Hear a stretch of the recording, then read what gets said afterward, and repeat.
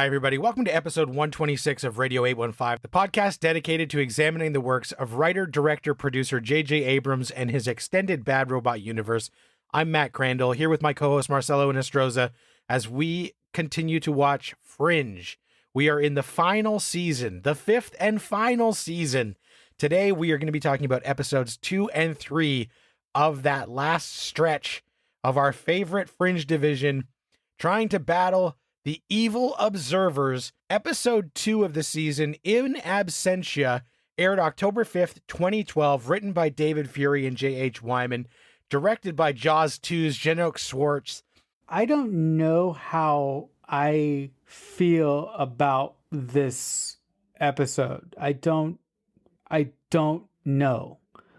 Because I do appreciate the situation that they're in, but I'm like, guys, there's 13 episodes left, and I feel that although the story is moving forward, I'm having trouble feeling invested, and this is gonna sound funny. I'm having trouble giving a shit, and I don't know why. I have no idea what it is. Like, I don't know what it is. It's probably the time jump where we are still getting up to speed on what this new timeline, not in the sense of universe timeline, but timeline new to us in this prime universe, getting used to what the situation is here with the evil observers, the resistance, and how all of that clicks together. And so a lot of this episode is about this no-go zone that the university has become because there's some sort of secrets to the observers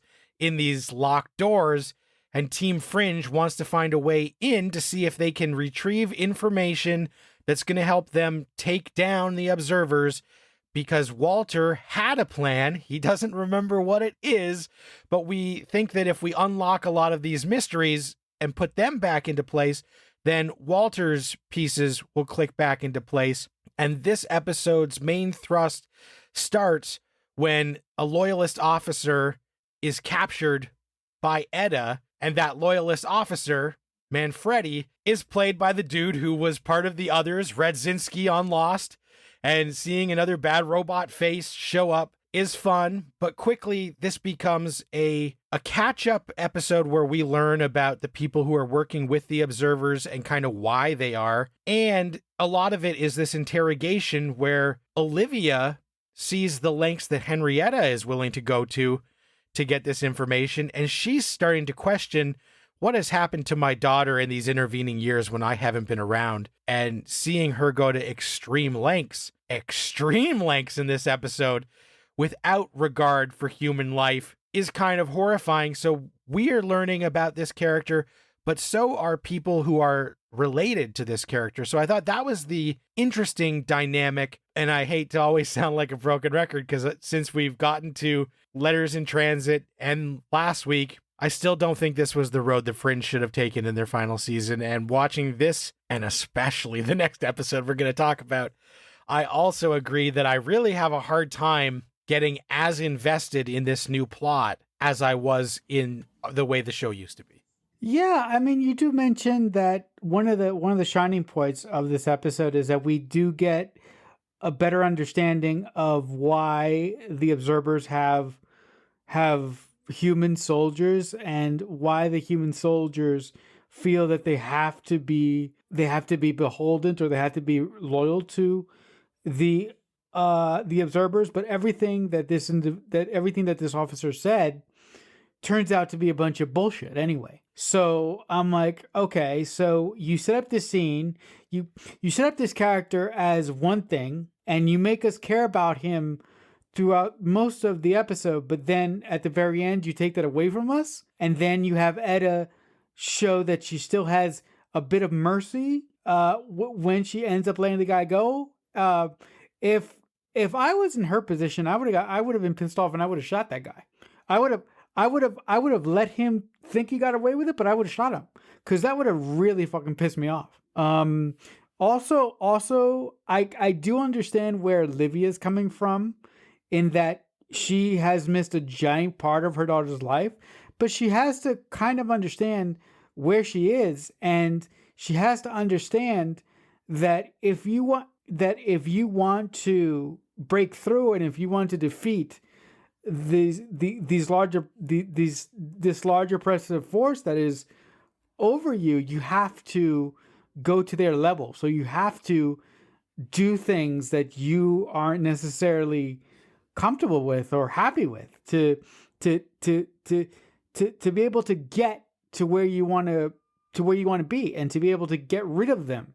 But I don't think that Olivia fully understands what Etta has gone through and where she is at this point. I don't think that she truly gets it, and I don't think she will get it until something happens a little bit later on. Yeah, and that's part of what this season is going to be, is her realizing all that has happened and how that has shaped her daughter in her absence. And even though Olivia falls for it and doesn't want to kill Manfredi and thinks like, we got to show the humanity to this guy, and they let him go, and Etta says this was the mistake, he's not going to go to the resistance, he's not going to do all this stuff, he's just going to walk away scot-free.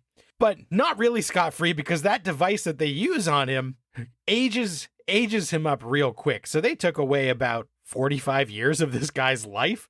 So there is still a gigantic cost to that guy, who we aren't supposed to feel bad for, but because they cast an actor that we kind of know, we're inclined to like show a little bit more empathy, even though on Lost he wasn't the most likable character either.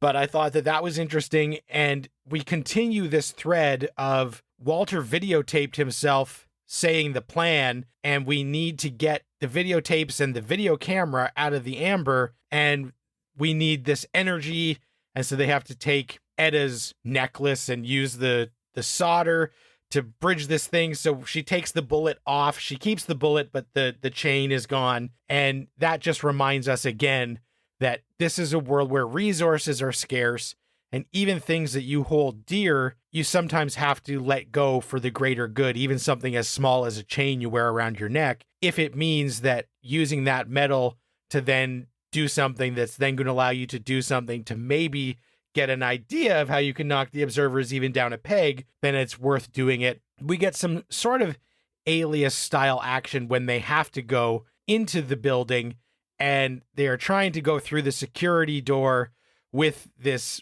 retinal scan and stuff, and all of a sudden the radio goes off saying, Manfredi, why are you in this building? And there's a tense moment where we think our people are going to get caught. And I enjoyed that because at least it was some sort of forward momentum, and there felt like there was stakes where if our part of our Fringe team were to get caught and separated, then that could be catastrophic to the plan, and I certainly wouldn't want to see that. But I liked that the heart of this episode is mostly in those interrogation scenes between Etta, Manfredi, and Olivia watching, but we still had some action to keep a little bit of forward momentum going while we were mostly at the human level this episode. I also really liked the little tiny moment when Etta and Peter are making their way out, or making their way into the building where they can turn on the power for the lab. And they go past a bunch of rooms where individuals are being held, and Etta sees the head. Her reaction and her instant, I'm so fucking pissed, I want to go in and kill everyone, was really, really indicative to the type of individual that this world has made her. And I think that it was very important for Peter to see that, but not Olivia in some aspects, because I think Peter knows a little bit more about Etta's state of mind than Olivia does right now. With me saying that, I have nothing to back it up, but I just think that he does for some reason. I don't know why I think that, but I think that he has a different vibe with his daughter than Olivia does. Olivia, to me, at this point, feels like she's still trying to, get closer to her daughter. She's still trying to force her way in. When Peter, to me, feels like he's already gotten in with his daughter to a certain point. They have a certain understanding with one another. Yeah, they do. And that was an interesting moment, especially because earlier in the episode, Etta is willing to take emotion out of it and torture Manfredi and do this stuff without feeling and without guilt to get the information. But when they are at the lab and she sees Simon's disembodied head, it triggers a response that is emotional. So it lets us know that she does still have human feelings somewhere in there and does still care about things, even if earlier in the episode, when she's torturing and feeling nothing in front of Olivia, Peter sees that there is still a spark of humanity and fire within her. But they have to check that, because if they can't get out of there because she goes on some sort of emotional rampage, it's going to be bad for the greater good. So I like that, the mother is judging the daughter in a different way than the father is. And the father is able to, speak with her and kind of level everything out so that they can progress on the mission. And of course, when they do all of this and we start to see one of the videotapes at the end where Walter does say that you got to watch 18 videos that I made. It's not just one. I didn't give you everything on this one tape. It's X amount of videos. And if you're watching this, you are humanity's only hope. So help me, Walter Bishop Kenobi. You're our only hope. And we're going to have to retrieve a few more tapes on this side quest before we can take on the big boss battle that we know is eventually coming on this show. Yeah, I really, really like the idea of Walter's brain being so fried that the only way that he thought of dealing with this critical information is putting it in VHS tapes. Now I don't necessarily agree with the amount of VHS tapes that he made, but I do like this sort of treasure hunt that he has set up for himself and the Fringe team. I think that allows the Fringe writers to sort of do episodes around the bigger picture, but I think in these episodes they're going to fill us in with some of the things that we missed since we were thrust back into this timeline that we don't even want to be in right now. Also, I found it really interestingly inconvenient that the tapes were all eaten up and some of the tapes didn't play and you were given some information, but you weren't given everything. I thought that was fun as well. Which brings us to the third episode, The Recordist, that aired October 12th, 2012, written by Graham Rowland, directed by Jeff T. Thomas, which does begin with them realizing that the tape that they are watching is the third tape in a series. Now, Marcelo, we're watching a filmed explanation of something on a Bad Robot show. This can't be happening again. Yeah, I will not lie. In the last episode and in this episode, I'm like, where have I seen this before? Did I see this thing with a guy in a hatch and a coat? This seems very familiar. So I was like, I see you, Bad Robot folks. I bet you in the offices of the Fringe writing team, I bet you that they had the Bad Robot billboard up there on the page, and Wyman was like, you know what? I need a device, and he started throwing shit at the wall. and they're like, let's do this Lost sort of conceit. It worked in Lost, and why wouldn't it work in this instance as well? But this episode, I didn't like this episode. I mean, I won't go as far as hating it, but I'm like, I really, really didn't like it because I thought that it was kind of unnecessary. I just did not like it at all. And I might go one step further and go out on a limb and say this might be my least favorite episode of the series, which anyone listening will know that there's been a few that I have not enjoyed. And this one definitely ranks up there as feeling really inconsequential. So we go off on this treasure hunt after we watch, the training video number 3 from the Amber Station, and we find out that we've got other videotapes we have to retrieve, but also some coordinates and some mineral or something. Basically, we need to trade our cow for some magic beans is what we need to do. And we go to this place and find out that there's a group of people with a horrible skin rash that Fringe loves to do, people with some sort of physical ailment living in a community.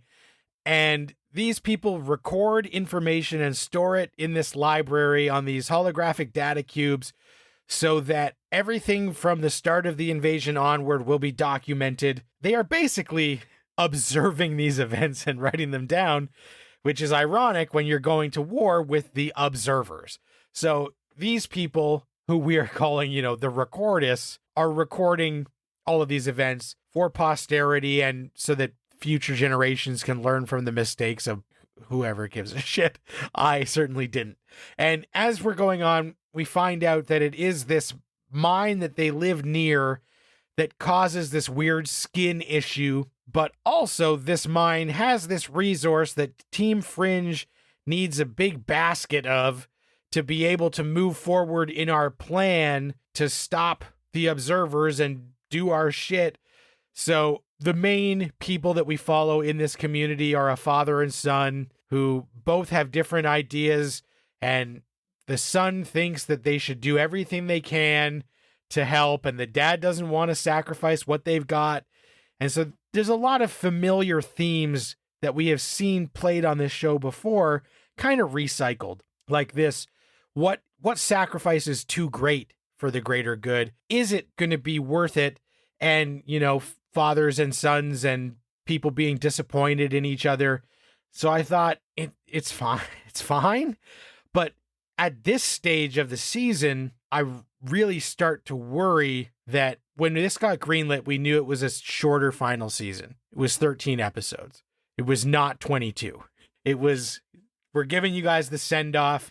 Tell the story you want to ride this show off into the sunset, and also hit exactly 100 episodes back in the day of syndication where that meant something. So this 13 episode season was going to get Fringe to exactly 100. And an episode like this makes me think that when they started this final season, they only had 8 episodes worth of story, but somebody said it has to be 13 because we have to hit 100.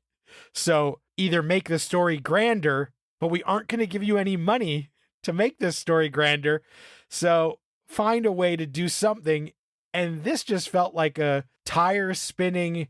Everything that happened in this episode literally could have been an email where like Astrid and Etta emailed some source who then just showed up with this bucket of mineral onto the next thing. So the fact that we're spending so much time in this world, especially this being a different part of humanity that I just didn't care about. If they had shown up and the leader of this group was actually somebody that we knew from past seasons in this new remix timeline, I would have cared a lot more. Like, I know that we burnt Bookstore Dude in the premiere, but if they had shown up and it was him who was the leader of this camp and him who had to go down and dig the minerals and give his life in the process, then I might have cared more if it was Markham. Like, if it was anyone, but the fact that it was all new characters, I'm just like, you're already asking so much for me to care about Henrietta, who's new on Team Fringe. Now you're asking me to care about Mystery of the Week people? That's on episode 3 of your season?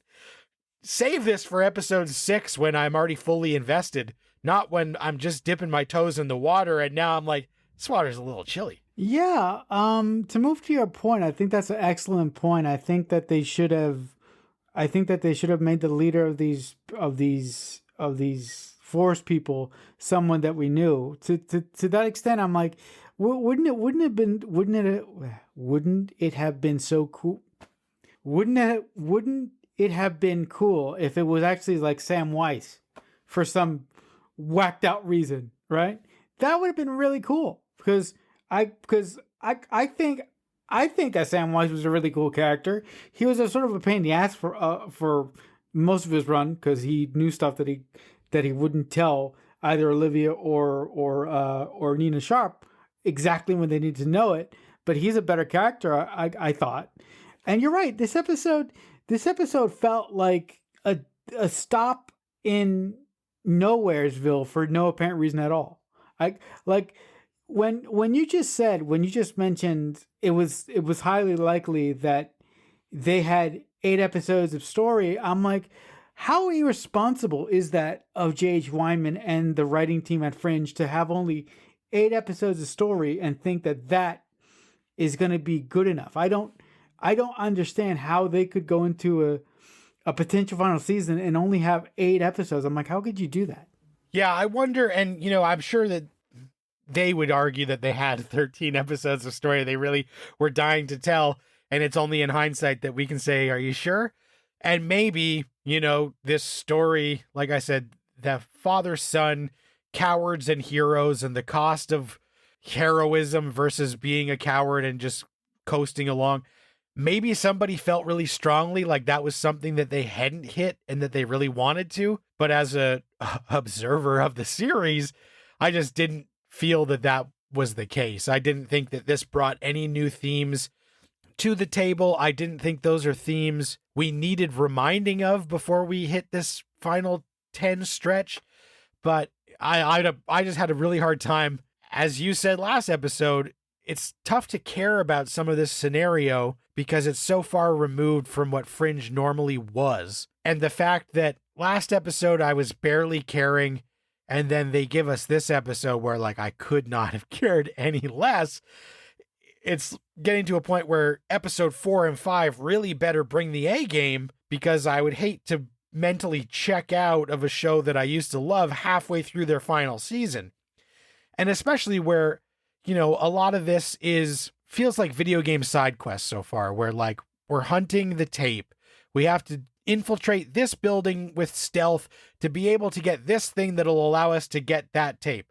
Here we have to infiltrate this community. We have to find out that we need this resource to then be able to do this thing, that then we're going to go back to our home base. And that isn't how Fringe operated before. It always, even when they did Mysteries of the Week that I didn't like as much, they were usually engaging and playing on some sort of trope that we knew from other sci-fi or fantasy and reworking those in a new, cool way.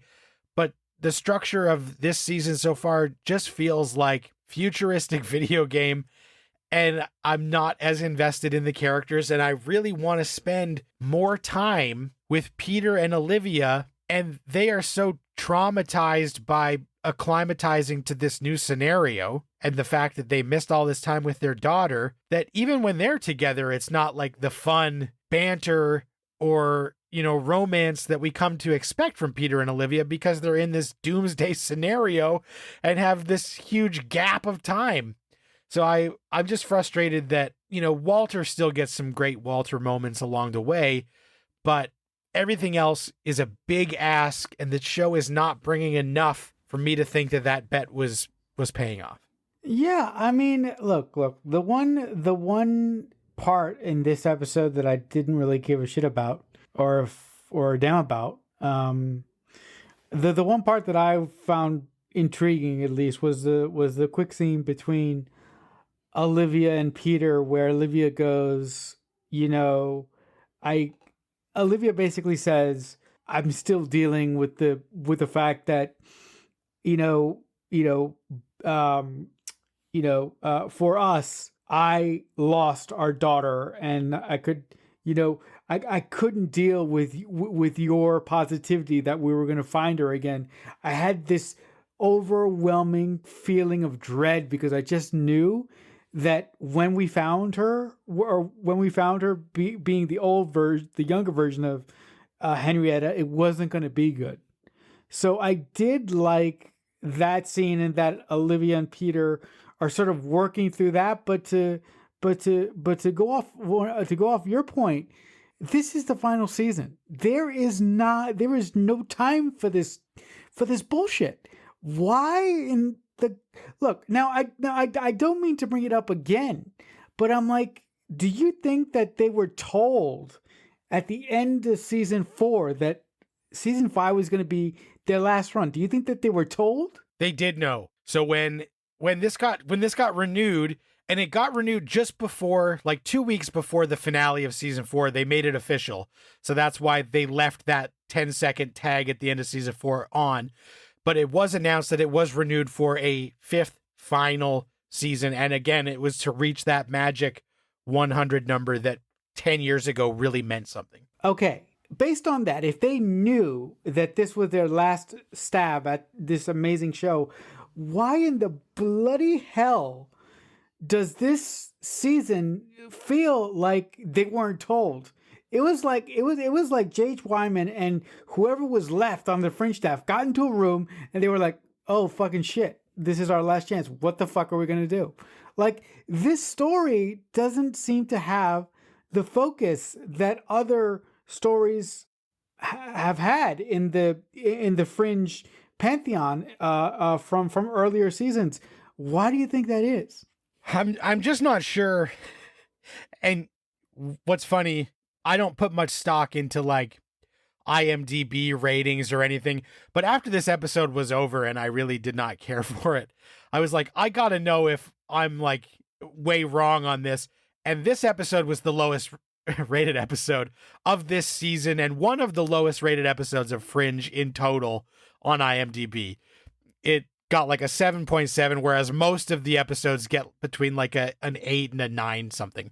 So other people also were feeling this, I feel. And again, part of this problem is stemming from the fact that they really wanted to be ambitious with this final season, upping the sci-fi, going huge on this post-apocalyptic future. But they were not given the budget to have 13 super ambitious episodes. They were only given the budget to obviously do like a few where they could really stretch it. So they needed to make a lot of episodes that are not bottle episodes, but are very small in terms of scale. So like this doesn't have huge flashy special effects. We're basically showing up with some people with bad skin and going through stuff so that we are not thinking, why are we not fighting the apocalypse? And it's because they had to go on this side quest. And it's because this final season was not given a huge budget increase because it was a show that Fox was green lighting just to reach that magic number and give fans closure. So I think that if they had been given a bigger budget, we would have seen grander storytelling that I feel would have gotten us more invested quickly in this. And you brought up one of the key scenes about that Olivia and Peter thing where she does talk about maybe this is some sort of comeuppance because back when Etta disappeared, I was a Debbie Downer who believed that I was being punished because I was never fully on board with motherhood because I was a little bit worried that it was taking me away from this career that I had been plotting and some sort of grand destiny.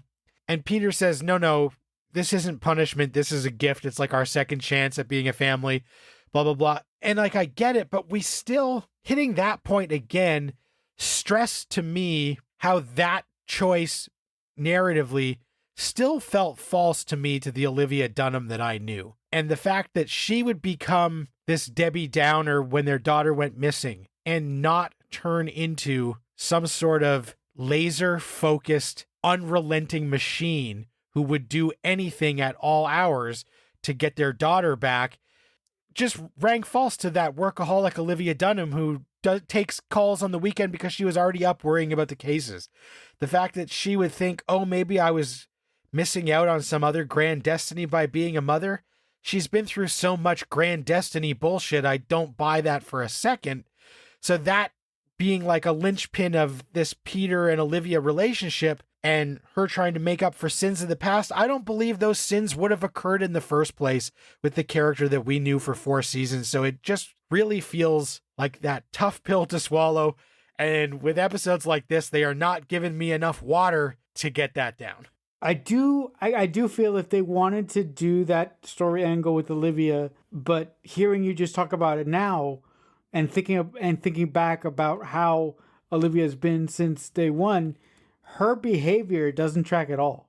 It doesn't track at all because, like you said, if Olivia from season 1 was put in this situation, season 1 Olivia would do anything that she had to do to get her daughter back.